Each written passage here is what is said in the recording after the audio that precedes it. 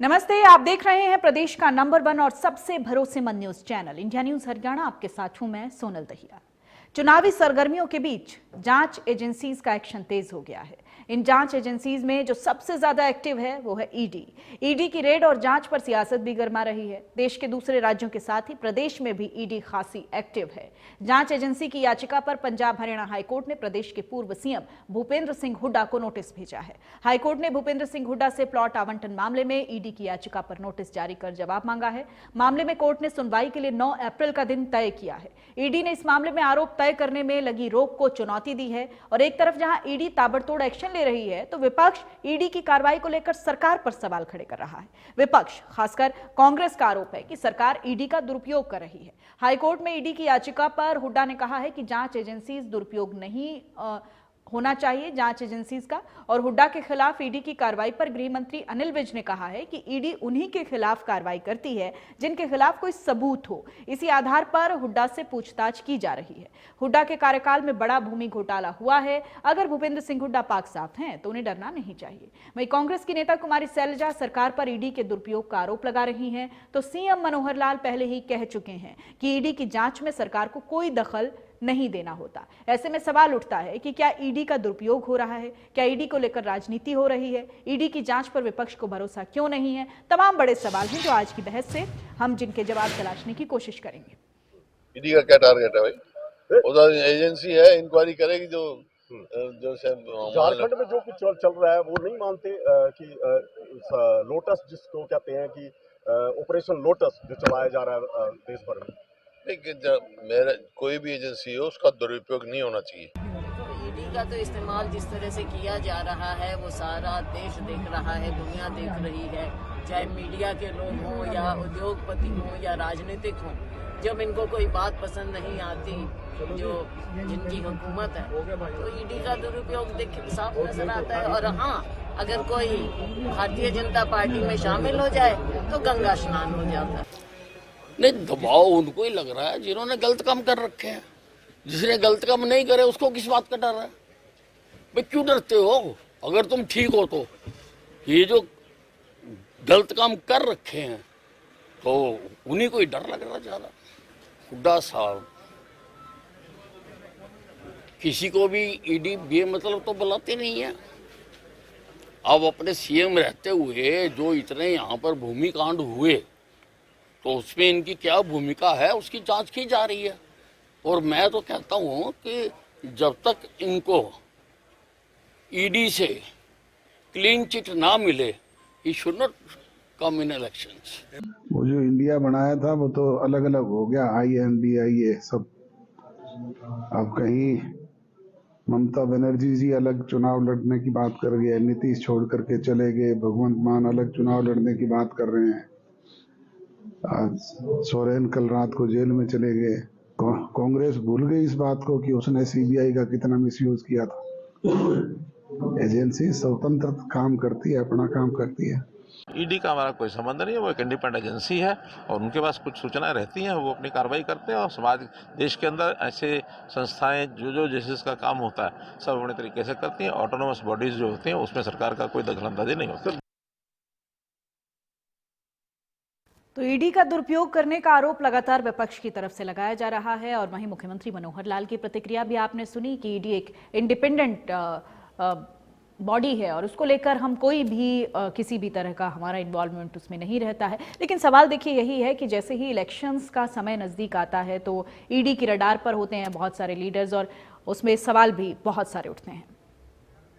Professor Vidhu Rawal BJP के प्रवक्ता हमारे साथ जुड़ गए हैं। प्रोफेसर विधु रावल, आपका बहुत बहुत स्वागत है। अजय गुलिया जेजेपी के प्रवक्ता हैं, आपका भी अजय जी बहुत बहुत स्वागत है। और वेद प्रकाश विद्रोही कांग्रेस के प्रवक्ता हैं, आपका भी बहुत बहुत स्वागत है। रजत पंजेठा इनेलो के प्रवक्ता हैं, आपका बहुत बहुत स्वागत है। सबसे पहले प्रोफेसर विधु रावल का रुख कर लेते हैं। आप बीजेपी के प्रवक्ता हैं और लगातार पार्टीज निशाना साध रही हैं कि जैसे जैसे चुनाव नजदीक आते हैं तो ऐसे में आप नेताओं को टारगेट करते हैं और ईडी और सरकार की मिली भगत की बातें कही जाती हैं विपक्षी पार्टियों की तरफ से। क्या कहेंगे प्रोफेसर विधु रावल? सोनल जी, आपको नमस्कार और आपके माध्यम से इंडिया न्यूज हरियाणा देख रहे सभी दर्शकों को नमस्कार। हमारे जो साथी पैनलिस्ट हैं विभिन्न पार्टियों से, उनको भी नमस्ते। देखिए, एक जमाना था जब कांग्रेस की पंचायत से लेकर पार्लियामेंट तक राज हुआ करता था और उस समय नारे चला करते थे, गली गली में शोर है, सारे नेता चोर हैं। ये एक पब्लिक मेमोरी में अगर हम याद करें तो ये एक पब्लिक डोमेन में एक चीज चला करती थी, एक सिनिसिज्म चला करता था कि राजनीतिक लोग जो हैं वो भ्रष्टाचार करते हैं। लेकिन एक और जो है पब्लिक नॉलेज की चीज थी कि भ्रष्टाचार करने के बाद भी इन भ्रष्टाचारियों को सजा नहीं होती थी। किस प्रकार से हम भी खाएं तुम भी खाएं, आओ मिलकर मौज मनाए की संस्कृति चलती थी, जो दोनों तरफ की पार्टियां हुआ करती थी, क्योंकि भारतीय जनता पार्टी का तो कोई स्टेक नहीं रहा करता था उस समय, लेकिन दोनों तरह की पार्टियां जो है आपस में सट्टा बट्टा कर लिया करती थी। और ज्यादातर तो कांग्रेस ने ही शासन किया, तो उस नाते से कांग्रेस को खूब जो है वो रहा। अब मेरा ये कहना है कि जब कांग्रेस का जब राज था, जब कुशासन था कांग्रेस का, उस समय सुप्रीम कोर्ट ऑफ इंडिया ने कांग्रेस की जांच एजेंसी को केश पैरेट कहा था। आज बहुत सारे जो हमारे विपक्षी नेता जो यहाँ पर चिल्ली करते हैं, वो अपनी याचिकाओं को लेकर सुप्रीम कोर्ट ऑफ इंडिया में, विभिन्न हाई कोर्टों में और बहुत सारे जो विशेष कोर्ट बने हुए हैं, ईडी कोर्ट है, सीबीआई कोर्ट है, उनमें गए हैं। क्या कोई एक भी कोर्ट ने कोई एक भी इस प्रकार की टिप्पणी की है जहां पर इन केंद्रीय जांच एजेंसीज की मोटिव्स पर और उनकी मंशाओं पर सवाल खड़ा किया होगा? नहीं की है। फिर अच्छा, अभी दिक्कत क्या है कि ये मुहूर्त ठीक नहीं है, ये कह रहे हैं। इनका कहना है कि भाई कम से कम चुनाव में तो बख्श दो हमें। किसके लिए बख्श दो? ताकि आप लोग चुनाव में जाओ और जनता को गुमराह करो। मुझे लगता है कि चुनाव में ये बातें खुली आनी चाहिए। अगर ठीक है, ये टाइम उससे कोलाइड कर गया, मैच कर रहे हैं, लेकिन कई बार मैच नहीं भी कर रहे। पिछले 6 साल से हम लगातार देख रहे हैं सोनल जी कि लगातार कार्रवाइयां हो रही हैं। कोई आज से कार्रवाई नहीं शुरू हुई, ये तो 6-7 साल पुराना मामला है। और ये तो कांग्रेस की जो सहयोगी पार्टियां, आज की सहयोगी पार्टियां हैं, वही कांग्रेस पर आरोप लगाया करती थी ये। और पब्लिक ने इन आरोपों पर जवाब देते हुए, सोनल जी मैं बात खत्म कर रहा हूं अपनी 10 सेकंड में, पब्लिक ने भी इस पर रिस्पॉन्ड किया था। ये हरियाणा के अंदर ये पूरा माहौल था कि बंदरबांट हो रही है जमीनों की किसानों को लेकर, इसलिए तो चुनावों में भूपेंद्र सिंह हुड्डा को मुंह की खानी पड़ी थी। यानी जनता भी जानती थी, कोर्ट भी जानते हैं, और धीरे धीरे पब्लिक जो कॉन्शियस है वो भी जानती थी कि भाई इन्होंने गलत किया है। अब गलत किया है तो जेल में जाना पड़ेगा, जेल की रोटी खानी पड़ेगी, जेल का पानी पीना पड़ेगा, अब तो जेल में जाना पड़ेगा। ठीक है वेद प्रकाश विद्रोही जी, क्योंकि प्रोफेसर विधु रावल, क्योंकि पार्टीज की तरफ से कहा यही जा रहा है कि आप मुहूर्त की बात कर रहे हैं, तो ये नारियल जो है वो चुनाव से ठीक पहले ही क्यों फोड़ा जाता है, इस तरह की बात कही जाती है। ठीक है, चलिए मैं वेद प्रकाश विद्रोही जी का रुख कर लेती हूँ। वेद प्रकाश जी। सोनल जी, आपको, भाई गुलिया जी को, भाई रावल जी को और भाई रजत पंजेटा जी को और दर्शकों को मेरा नमस्कार। सोनल जी, मैं आप पर ही छोड़ता हूं, मैं अपनी तरफ से कुछ नहीं कहता। ईडी कहां पहुंचती है? जिस राज्य में चुनाव होता है, और जब उस राज्य में चुनाव खत्म हो जाता है तो जहां नया चुनाव होता है वहां पहुंच जाती है। अब लोकसभा चुनाव हो रहे हैं तो पुराने केस चारों तरफ ताबड़तोड़ निकाले जा रहे हैं। हरियाणा में भी, महाराष्ट्र में भी, झारखंड में भी, बिहार में भी सरकारें बदली जा रही हैं, खरीद फरोख्त हो रहे हैं, ईडी के हमले हो रहे हैं। क्या ये आपको नहीं लगता कि सारा खेल चुनावी है? ईडी ऐसे ऐसे बयान देती है चुनाव के बीच में जिसका कोई तारतम्य नहीं। छत्तीसगढ़ में कह दिया कि 508 करोड़ रुपए बघेल ने एक ड्राइवर को प्रमोटर बनाकर महादेव का उससे ले लिए, बाद में नीचे लिख दिया कि ये वेरीफाइड नहीं है। क्या कोई जांच एजेंसी बिना वेरीफाइड कोई बात कहती है क्या? और शिबू सोरेन के मामले, हेमंत सोरेन के मामले में तो नगनताई हो गई। खुद हेमंत सोरेन ने लिखकर दे दिया, उन्होंने, ईडी ने कहा था कि 29 और 31 तारीख में, 1 तारीख पर आप जो सुविधा लगे हमको बता दो। लेकिन नहीं, देखिए वेद प्रकाश विद्रोही जी, मामला अलग है। अगर समन पे समन आप ठुकराएंगे तो ईडी आपको गिरफ्तार करेगी। आप मेरी बात तो सुन लीजिए सोनल जी, मैं कह क्या रहा हूँ। मैं सम्मन पे सम्मन की बात नहीं कह रहा, मैं कार्रवाई करने पर नहीं कह रहा। आप मेरी बात तो सुन लेती, मैं कह क्या रहा हूँ। उनको सम्मन दिए, उन्होंने 29 और 31 तारीख ईडी ने दी, और हेमंत सोरेन ने लिखित रूप से ईडी को कह दिया कि 31 तारीख को मैं पेश हो रहा हूँ। फिर 29 से 30 तक ईडी ने जिस तरह मीडिया के अंदर प्रचार किया, भाग गया, भगोड़ा, लेकिन टाइम कब दिया ये भी तो देखिए ना, टाइम कब दिया? मान लूंगा, मैं आपकी बात को नकार नहीं रहा। उन्होंने सम्मन को अवॉइड किया, मैं नहीं नकार रहा, मैं आपकी बात से सहमत हूँ। मैं कोई आपकी बात को कन्फ्लिक्ट नहीं कर रहा। मैं कह रहा हूं क्या ईडी का काम है क्या चुनाव का दुष्प्रचार करना का? ईडी का काम जांच करना है या किसी दल विशेष या व्यक्ति विशेष के खिलाफ प्लांटेड स्टोरी करके दुष्प्रचार करना है? मेरा सवाल ये है। भ्रष्टाचारियों का कैलेंडर फॉलो ठीक है रजत जी के पास चलते हैं, आएंगे आपके पास। ठीक है विदु रावल जी आपके पास मैं आऊंगी। रजत जी करेगी अपने समय से करेगी। सर भ्रष्टाचारियों के कैलेंडर से नहीं चल तो लीजिए सर, उनके टाइम ठीक है, नहीं देखिए सबको अपनी बात कहने का हक है।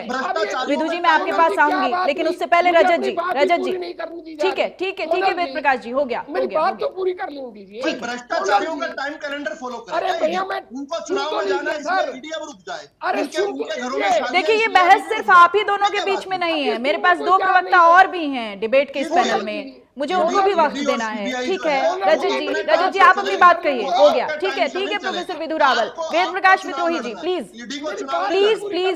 मैडम सोनल जी ठीक है वेद प्रकाश विद्रोही जी हो गया। अब रजत जी को सुनते हैं। बात कहाँ पूरी हुई है? ठीक है जो नेता बीजेपी में शामिल हो जाते हैं, आऊंगी ना लौट के आपके पास, मैं आऊंगी इसी बात के साथ लौटूंगी। आप लौटूंगी और इसी बात पे लौटूंगी। ठीक है मुझे भी जवाब देना है।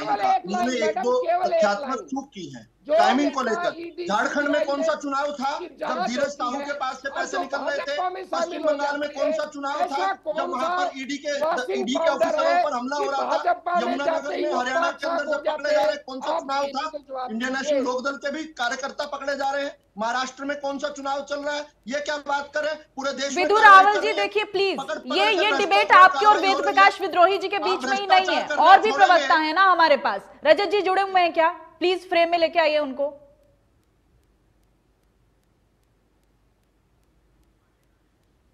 चलिए उससे पहले मैं रिएक्शन ले लेती हूं अजय गुलिया जी से, जो कि जेजेपी के प्रवक्ता हैं। अजय गुलिया जी। देखिए सोनल एक चीज समझने के लिए कि ये जो केस है क्या ये अभी दर्ज हुआ? नहीं, ये तो इनकी सरकारों में भी या पहले भी ये जो एजेंसी ने इन्होंने कर रखे हैं। और मैं एक चीज देखो आपके टीवी चैनल पे एक बड़ी चीज कहता है कि जो अगर आज भी कोई भ्रष्टाचार करता है सरकार चाहे किसी की भी हो, क्या उनके ऊपर कार्रवाई नहीं होती? अब हरियाणा में एक अनियमितता सामने आई है जिसमें कि कुछ लोगों को 14 लोग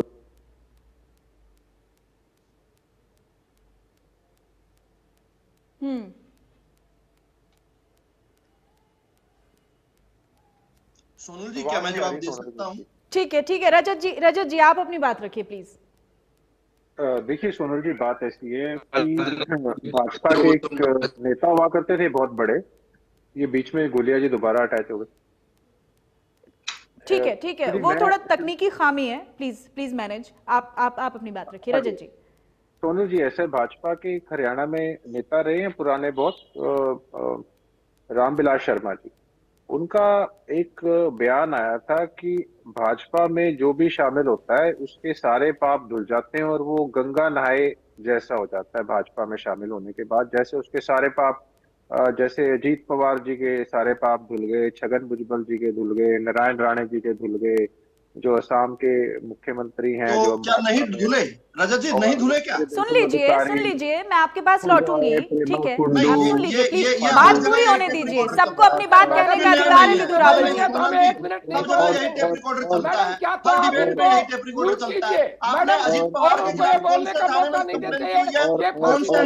ब्यूरो में कंप्लेंट की है, जिनका नाम ले रहे हैं आप, उनके खिलाफ कौन सी कंप्लेंट की हुई है आपने? आप किस बेसिस पर उनको कह रहे हैं? आप अपना मतलब ये तो लग रहा है कि आज बीजेपी और कांग्रेस की बहस हो रही है, बाकी पार्टीज को तो अपनी बात रखने का कोई अधिकार रह नहीं गया अभी फिलहाल। देखिए आपको डिबेट में ही देखकर बैलेंस करना था, दूसरे जिनका स्टेक नहीं है। नहीं बट सुनने की क्षमता तो रखिए ना। अगर फैक्ट्स हैं, अगर आपके पास फैक्ट्स हैं तो आपके पास भी मैं आपको बराबर समय दे रही हूँ ना विदु रावल जी। ऐसे नहीं होता, सबको अपनी बात कहने का तो अधिकार है, वो तो आप नहीं छीन सकते हैं। ये नहीं चलेगा, ये भ्रष्टाचार किया तो जेल जाना पड़ेगा। ये गुस्सा किस बात का? गुस्सा उस समय करते थे भ्रष्टाचार कर रहे थे, क्यों नहीं रोका आपने? ये नहीं आप तो अच्छी जगह पर बैठे थे उस समय भी, आपने क्यों नहीं सलाह दी कि भ्रष्टाचार मत करो उल्टा जी, जेल में जाना पड़ेगा, फिर हमें आपको बचाने के लिए डिबेट करने मतलब ये आप पहले से तैयारी करके आए हैं क्या? आपको यही करना है? ये तो डिबेट डिस्टर्ब कर रहे हैं सोनल जी। नहीं, बहुत हो गया ये, बहुत हो गया। देखिए ऐसे नहीं होता। देखिए ये जो लिस्ट आप बता रहे हैं रजत पंडित, देखिए विदु रावल जी, आप चारों लोग मेरे लिए बराबर हैं। मैं चारों को बराबर वक्त देना चाहती हूँ, लेकिन ये डिस्टरबेंस क्रिएट हो रही है, इससे सब लोग सफर कर रहे हैं। करते रहिए जी, मुझे उससे कोई फर्क नहीं पड़ता, लेकिन मेरा तो सीधा सा छोटा सा सवाल है रजत। नहीं, सवाल रखने का समय मिल रहा है ना आपको। ये बहस को आप इसी वक्त को ऐसे ही जाया करना है। शिकायत करी हुई है, क्या जिम्मेदार नागरिक के नाते इनकी जिम्मेदारी नहीं है शिकायत करने की?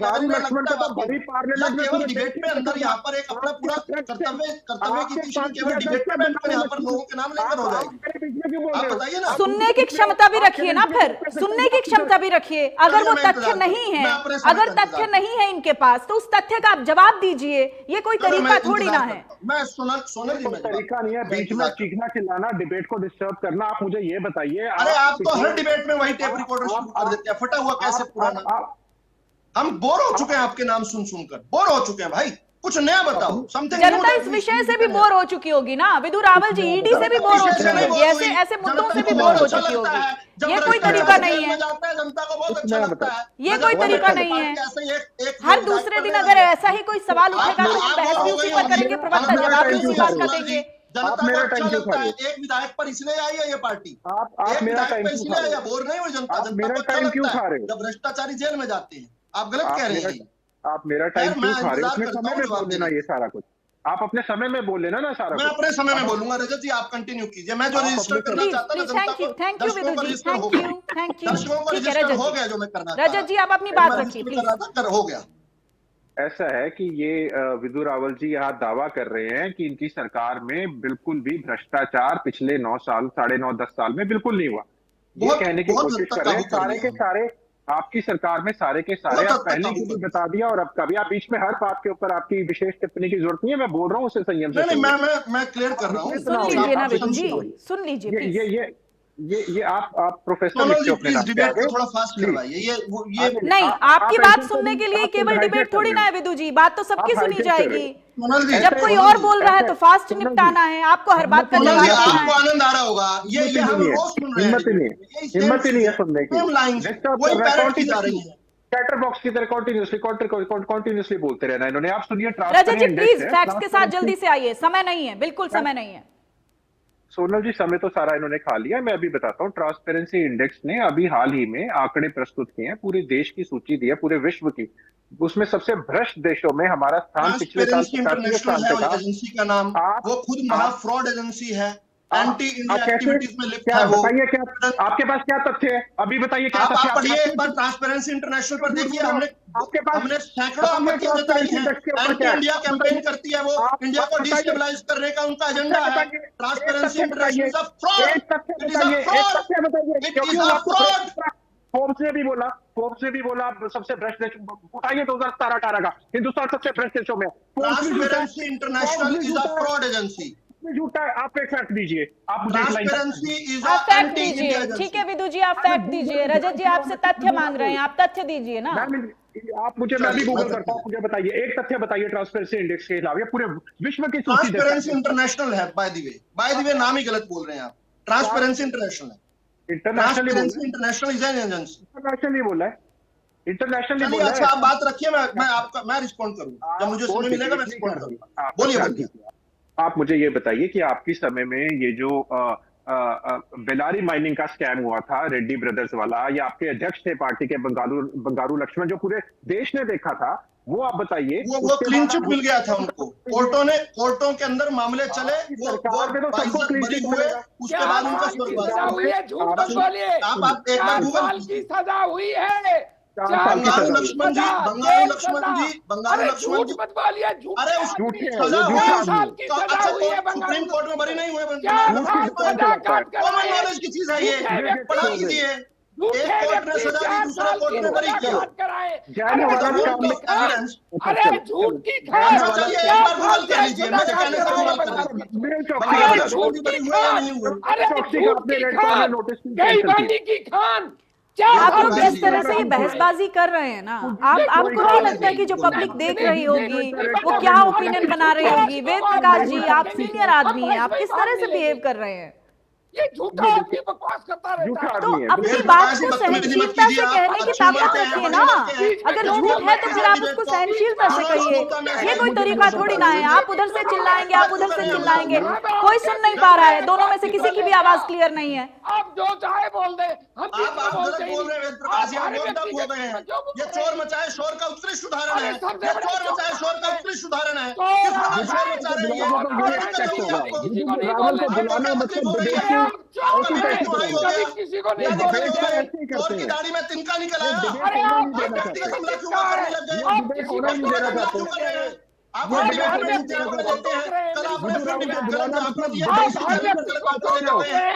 समय नहीं मिला उसका बोलने देने का।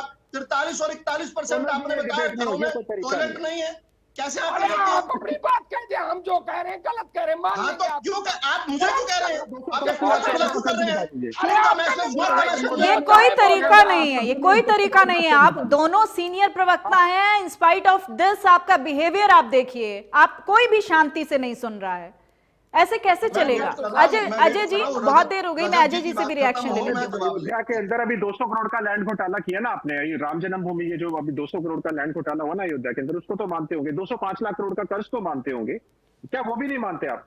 अभी मोदी जी की एक स्पीच थी जब मुख्यमंत्री नहीं बने थे, कहते जो ईमानदारी से इनकम टैक्स देते हैं, जो ईमानदारी से जनता है, उनको इनाम के रूप में हम जब बाहर से 15-15 लाख रुपए जो भी जो स्विस बैंक से हम काला धन लेके आएंगे, जो ईमानदारी से टैक्स पे करते हैं, जो देश के निर्माण में कर देते हैं, तो उनको हम इनाम के रूप में उनको कुछ ना कुछ देंगे। आपने इनाम के रूप में क्या दिया? आपने कॉर्पोरेट जो इंडस्ट्रीज हैं उनका आपने 25% से 3% घटा के जो पहले से बहुत अमीर है उसका और रेट दे दिया आपने। मैं आपको एक आंकड़ा पहले भी दे रहा था, मैं आपको 2018 से एक मिनट के अंदर खत्म करूंगा, इसकी भी क्षमता आऊंगी विदु जी, आप ही के पास आऊंगी, प्लीज आप ही के पास आऊंगी, पूरी होने दीजिए बात। 1 मिनट भी ज्यादा है। मैं आपको बताता हूँ इन्होंने क्या किया पिछले 5 साल में। जो एक आम जनता है, मिडिल क्लास है, 2018 में उनसे इन्होंने टैक्स कलेक्ट किया 4,76,180 करोड़ के आसपास, और 2022 तक आते आते वो 8,33,307 करोड़ हो गया। अब आप सुनिए, कॉर्पोरेट जगत है, जो इंडस्ट्रियलिस्ट हैं, इनको लाखों करोड़ की जो सब्सिडी भी देते हैं, इनके ऊपर इतनी उनसे क्या कलेक्शन की होगी उन्होंने, क्योंकि ऑलमोस्ट डबल हो गया जो इंडिविजुअल्स का था।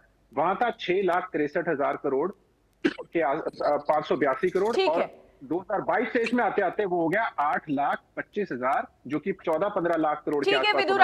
विदु रावल जी से इन्हीं आंकड़ों पर जवाब ले लेते हैं, ठीक है। और ऊपर से आपने कॉर्पोरेट जगत को इस बार भी बजट टाइम की आपने भी उठाई थी और साथ साथ वेद प्रकाश जी ने भी उठाई थी। हाँ ठीक है, अब आप जवाब दीजिए। और रजत जी आपकी नहीं, अभी मैं वेद प्रकाश जी और जेजेपी के साथ हम बुरे थे, आपने जेजेपी के साथ अलायंस क्यों कर रखा है फिर? अगर अरे सर बात तो करने दीजिए ना। अभी आप नहीं, बात अलायंस पे बहस अलग करेंगे, अलायंस पे बहस अलग होगी, ठीक है। आज के मुद्दे पर रहते हैं, जवाब देते जाऊंगा, बाकी सवालों का भी जवाब देता हूं। ठीक है। अच्छा, एक तो मुझे ये बता दें, जो लोग यहाँ पर दावा कर रहे थे कि जहां जहां चुनाव आता है वहां वहां ईडी पहुंच जाती है, ये झूठा दावा है। और मुझे वही व्यक्ति जो झूठ बोल रहा है इसी डिबेट में बैठकर, जो कि एक ओल्ड एज है, मैं उनके बारे में उस रूप में सम्मान करता हूं। वो मुझ पर व्यक्तिगत हमले बेशक करते रहे, क्योंकि भ्रष्टाचारी बौखला भी तो जाता है ना जब कार्रवाई होती है। तो सीधे सीधे मैं ये कहता हूं, वो ये बता दें हमें कि झारखंड के अंदर 10 सम्मन दिए जा रहे हैं पिछले 10 महीनों से, वहां कौन सा चुनाव था भाई? झारखंड में तो अभी चुनाव जो है बहुत दिनों बाद है। दिल्ली के अंदर जो है 1 सितंबर 2022 को शराब घोटाला उजागर किया इन एजेंसीज ने। 26 मार्च 2023 से मनीष सिसोदिया जेल के अंदर बैठे हैं, 1 साल से अधिक हो गया। अभी 1 साल तो दिल्ली के चुनाव को पड़ा है और 4-5 महीने तो केंद्र के चुनाव को पड़े हैं। क्यों, कौन सा चुनाव था दिल्ली में? ये कैसे झूठ बोल दिया आपने कि चुनाव के समय होता है? हाँ, चुनाव से ईडी डरती नहीं है, चुनाव आपके लिए मिशन हो सकता है। वेस्ट बंगाल के अंदर ईडी के जो लोग वहां गए उन पर पेट्रोल बम फेंके गए, तलवारों से उन पर हमले हुए। वेस्ट बंगाल में कौन सा चुनाव चल रहा है भाई? महाराष्ट्र में कौन सा चुनाव चल रहा है? वहां पर कार्रवाई हुई। हरियाणा के अंदर 70 जगह पर जो है ईडी के छापे डले। हरियाणा के अंदर 6 महीनों से डल रहे। रजत पंजेटा जी, अभी आपके पास आऊंगा, मैं आपके भी जवाब देने में, मैं भागूंगा, आपके लिखे हुए नोट किए हुए। अच्छा, तो इसलिए इस डिबेट के, अगर केवल इस डिबेट को साक्ष्य मान ले तो वेद प्रकाश जी माफी चाहूंगा, झूठा मैं नहीं हूं, आपकी बात झूठी निकली है। अच्छा चलिए, दूसरी बात क्या है कि इन्होंने कहा, इन्होंने एक हर डिबेट में, जो मैं रोक रहा था, डिबेट का टाइम बचाने के लिए रोक रहा था, नहीं बच पाया, कोई बात नहीं। ये एक लिस्ट ले आते हैं, टाइम बचा, आप हाँ, ये अजीत जल्दी से होने दीजिए प्लीज। अजीत पवार से शुरू करके एक लिस्ट ले आते हैं, हर जगह वही नैरेटिव, झूठ को बोलो, बार बार बोलो वाले। अब उसमें मैं ये जानकारी लेना चाहता हूँ, और मैं भी बताऊंगा कि मैं क्या करता हूँ। आप नहीं करे, मैं क्या करता हूँ, सुनिए, ईमानदारी से सुनना पड़ेगा। आपका जवाब दे रहा हूँ मैं आपका जवाब दे रहा हूँ, अगर आप सुनना चाहें तो। अगर आपको पता है कि मैं क्या जवाब देने वाला हूँ और आप जब दर्शकों को महरूम रखना चाहे मेरे जवाब से, तो बिल्कुल नहीं, तो मेरे को जवाब देना, फिर मेरे को जवाब देना। बहुत वक्त जाया कर रहे हैं आप लोग ना, तथ्यों पे बात करेंगे तो मुझे लगेगा कि दर्शकों के लिए खत्म कर रहा हूँ मैं 10 सेकंड में खत्म कर। अच्छा, तो अब जो है ये as a responsible citizen of this country हम सबकी जिम्मेदारी है, कहीं पर कुछ गलत हो रहा है तो हम उस पर कंप्लेन करें, केवल डिबेट पर आकर बैठकर करना। लेकिन हम जब सरकार में नहीं थे, हम तब क्या करते थे वो बता देता हूँ सोनल जी, बहुत जल्दी। कॉमनवेल्थ के अंदर घोटाला हुआ, हमारे नेता किरट सोमैया जाकर कोर्ट के माध्यम से एफआईआर दर्ज करवा के आए, सुरेश कलमाड़ी जेल में गए। हमारे नेता सुब्रमण्यम स्वामी 2G स्पेक्ट्रम के मामले में घोटाला हुआ, हम कोर्ट में गए, इन्होंने डिनाई किया कि नहीं हम कार्रवाई नहीं करेंगे भ्रष्टाचारी पे। हम कोर्ट के माध्यम से कार्रवाई की, कनिमोझी से लेकर ए राजा तक और कांग्रेस के वरिष्ठ नेता तक जेल में गए। हमारे नेता रविशंकर प्रसाद कोयला घोटाले के मामले में कोर्ट के माध्यम से ठीक है। वेद प्रकाश विद्रोही जी एक लंबी फेहरिस्त गिनवा दी है विधु रावल जी ने, उनका कहना है कि उनके नेता भी जेल गए हैं, उनके खिलाफ भी कार्रवाई हुई है। ठीक है, बहुत जल्दी से, समय कम है विधु जी, समय बहुत कम है, प्लीज। कुछ भी भोग देना, क्या तरीका है ये? ठीक है, भाषा की मर्यादा रखिए सर, भाषा की मर्यादा रखिए प्लीज। एक डेकोरम मेंटेन रखिएगा। आपकी भी इमेज का सवाल है, चैनल की भी प्रतिष्ठा का सवाल है। ठीक है वेद प्रकाश जी, बहुत जल्दी से, समय बहुत कम है। हमने कौन सी झूठे हो, शक्ल से भी झूठे लग रहे हो। आपकी मुस्कुराहट जो है ये भी बता रही है आप झूठ बोलते हो, और ऊपर से बीपी हाई हो जाता है आपका, बौखला जाते हो जब कार्रवाई होगी। भाई कार्रवाई तो होगी, सोनिया पर हुई थी तो 45 डिग्री में दिल्ली के अंदर नागिन डांस कर रहे थे ना कांग्रेस के कार्यकर्ता, अब क्यों नहीं कर रहे? अब भी ईडी ने सम्मान दिया हुआ, अब भी ईडी की पूछताछ हो रही है। ठीक है अजय जी, बहुत छोटी सी प्रतिक्रिया क्योंकि समय बेहद कम है, आपको वक्त बहुत ही कम मिला इस बहसबाजी में। एक सवाल का जवाब है, ठीक है, यहाँ पर केवल मुझे आप झूठा बोल रहे हैं। ठीक है, समय बहुत कम है, विधु जी हो गया प्लीज। अजय जी आप प्लीज जल्दी से, बहुत जल्दी से, समय बहुत ही कम है। मैडम मेरे को नहीं बोलने देंगी क्या? देखिए एक चीज समझने की है, क्या ये जो ईडी के केसेस हैं, जो एजेंसीज ने केस किए हुए हैं, क्या ये अभी हुए हैं? ये पहले से इनकी जांच चल रही है, जांच में प्रक्रिया में जब भी बुलाया जाएगा इनको जाना चाहिए। दूसरी चीज मैं एक चीज कहना चाहता हूँ कि ये लोग जो एक दूसरे को चोर सबसे ज्यादा भ्रष्टाचारी कहते थे, आज इंडिया गठबंधन में सारे लोग एक दूसरे का हाथ पकड़ करके हाथ उठाने का काम करते हैं। देखिए मैं एक मानता हूँ कार्रवाई तो होनी चाहिए। अभी हरियाणा में एक अनियमितता कोई पीछे पाई गई कुछ पैसे की, तो ठीक है, कार्रवाई होनी चाहिए। ठीक है विधु जी, बहुत बहुत शुक्रिया आपका, अजय जी आपका बहुत शुक्रिया, वेद प्रकाश जी आपका शुक्रिया, रजत जी आपका भी बेहद शुक्रिया। तो पूरी बहस में कहीं ना कहीं वक्त बहुत जाया हुआ है और तथ्यों पर बात बेहद कम हुई है, इसके लिए हम दर्शकों से भी माफी चाहेंगे। लेकिन सवाल सबसे बड़ा यही है कि जो सबसे बड़े सवाल खड़े हो रहे हैं कि चुनावी साल में ईडी अगर एक्टिव हो जाती है तो इसकी तरफ से विपक्ष की तरफ से निशानेबाजी की जाती है, विपक्ष की तरफ से प्रतिक्रियाएं आती हैं और पक्ष का कहना है कि मामले बहुत समय से चले आ रहे हैं, सरकार का और ईडी का कोई इन्वॉल्वमेंट किसी भी तरह का नहीं होता है।